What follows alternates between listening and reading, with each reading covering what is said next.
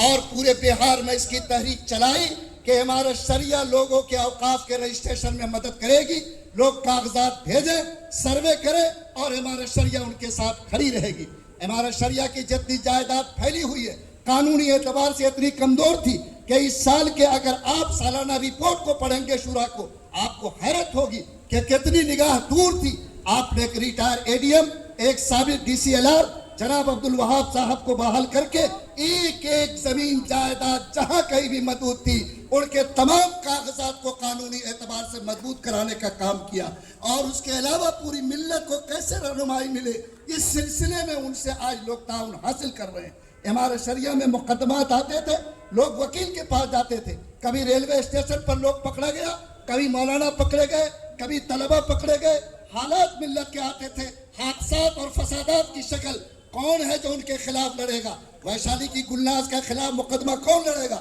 Station سمستی پور حاجی پور میں پکڑے جانے والے طلبہ معلم کا مقدمہ کون لڑے گا؟ آپ نے باقاعدہ ایک ہائی کورٹ کے وکیل کو باتنخواہ بحال کیا کہ جتنے سارے ملت کے مسائل آئیں گے ان کو یہ وکیل صاحب دیکھیں گے اور امارت شریعہ اپنی نادی میں اس کا مقدمہ لڑے گی۔ اور آج آپ فخر کے ساتھ کہہ سکتے ہیں کہ یہ سارے مقدمات کی لڑائی آج امارت شریعہ کی طرف سے وہ وکیل صاحب بیٹھ کر اس پر کارروائی کر رہے ہیں۔ آپ نے اس وقت میں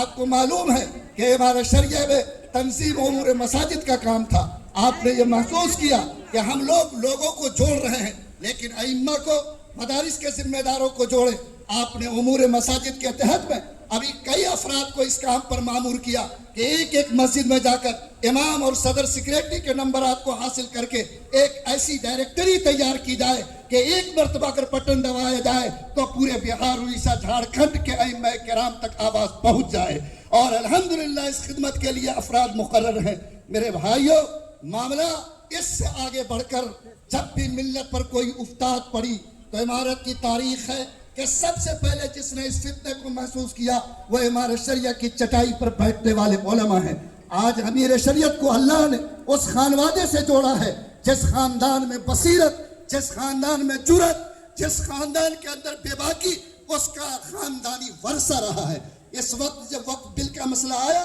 معاملہ کھڑا بھی نہیں ہوا تھا، آپ نے امارت میں میٹنگ بلائی اور بل سے لے کر کے وقف ایکٹ کے بعد تک جتنی مضبوطی کے ساتھ اور یو سی سی کے معاملے میں جتنی قوت کے ساتھ اللہ کے اس بندے نے اس کا مطالعہ کیا، ملت کو جگانے کے کام کیا، میں پوری ضمانت کے ساتھ کہتا ہوں کہ اس خدمت کی سعادت ملک میں کسی کو نصیب نہیں ہوئی ہے۔ اور یہ کام آپ نے جرات کے ساتھ اور ہمت کے ساتھ انجام دیا۔ میرے بھائیوں، آج بھی وہ شخصیت آپ کے سامنے موجود ہے، اور کی ہمت کو سلام کیجئے، جرات کو سلام کیجئے اور کہیے کہ یہ طاقت، یہ قوت جو آپ کو خاندانی وراثت میں ملی ہے، امارت شریعہ کی چٹائی پر ملی ہے، ہمیشہ یاد رکھیے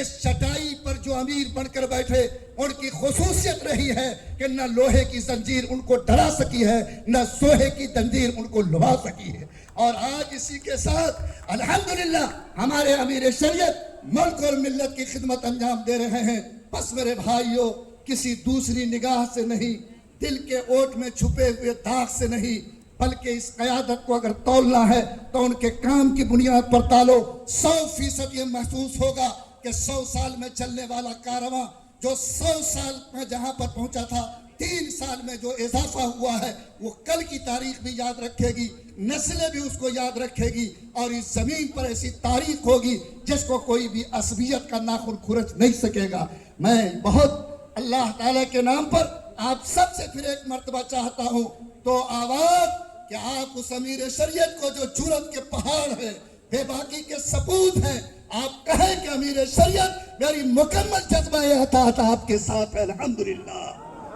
اور آپ کو اگر آواز دے رہے ہیں ان کی طرف سے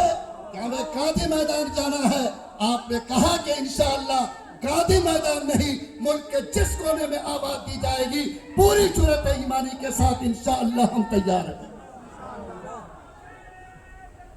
حاضرین کرام،